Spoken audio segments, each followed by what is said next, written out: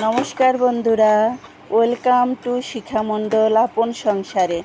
আমি যেভাবে পাবদা মাছের ঝোল করি তা তোমাদের সাথে শেয়ার করব বলে আমি আজকে আসছি। দেখো, মাছগুলোকে আমি ভালো করে লবণ, হলুদ আর মরিচ দিয়ে মেখে রেখেছি, ম্যারিনেট করে রেখেছি।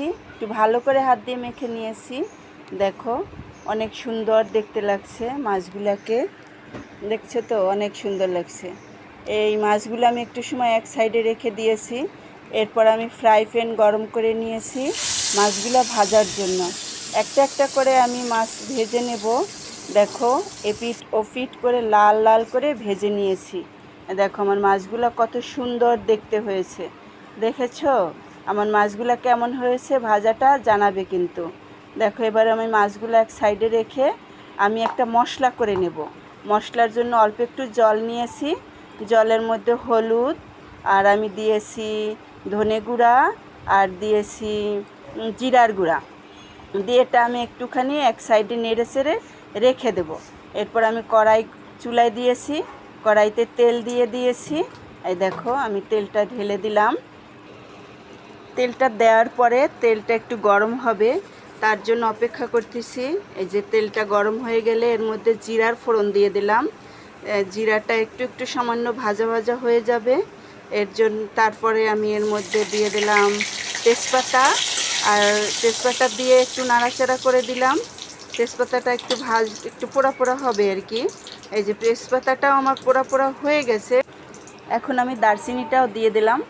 দারচিনিটাও একটু দিয়ে নাড়াচাড়া দিয়ে এটা একটু ভাজা ভাজা হয়ে গেলে, যে হয়ে গেছে ভাজা ভাজাটা, এরপর আমি যেই মশলাটা করে রেখেছিলাম ওই মশলাটা দিয়ে দিলাম। মশলাটা দিয়ে একটু নাড়াচাড়া করে দিলাম। আর আমি ওই বাটিটা ধুয়েও একটু জল দিয়েছি, তো এটা হয়তো বা স্কিপ হয়ে গেছে। এই যে আমার এটা মশলাটা কষানো হয়ে গেছে। আর এর সাথে আমি এখন দিয়ে দিলাম কাঁচামরিচ, যেহেতু আমি কাঁচামরিচ দিয়ে রান্না করতেছি। আমরা শুকনো মরিচটা একবারেই খাই না সবসময়ের জন্য। আমার সব রেসিপিতেই দেখবা আমি কাঁচামরিচ দিয়ে রান্না করি।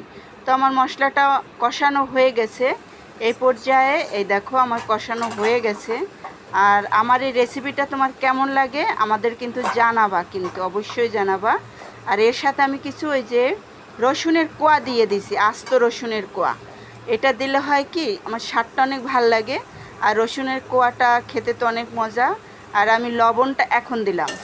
লবণ তোমাদের স্বাদ অনুযায়ী লবণ দেবা, যে যেমন লবণ খাও। অনেকে অনেক বেশি লবণ খায়, কিন্তু এটা স্বাস্থ্যের জন্য অবশ্যই ক্ষতিকর। তো আমি লবণটা দিয়েও নাড়াচাড়া করে দিলাম, যে কষিয়ে নিলাম। দেখো আমার প্রায় কষানো হয়ে গেছে। কারণ আমি একটু সময় নিয়ে মশলাটা কষিয়েছি অনেক ভালো করে, যাতে সব মশলা একসাথে রসুনের সাথেও মিশে যায়। তার জন্য সময় করে কষিয়ে নিলাম। এরপর আমি জল দিয়ে দিলাম। যে যতটুকু ঝোল রাখবা অতটুকু জল দেবা।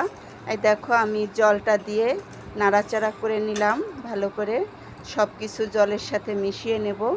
দেখো আমার এই অনুযায়ী জল দিলাম এতটুকু, কারণ আমি একটু ঝোল ঝোল রাখবো, তাই তোমরা তোমাদের পছন্দ মতো ঝোল রাখবা।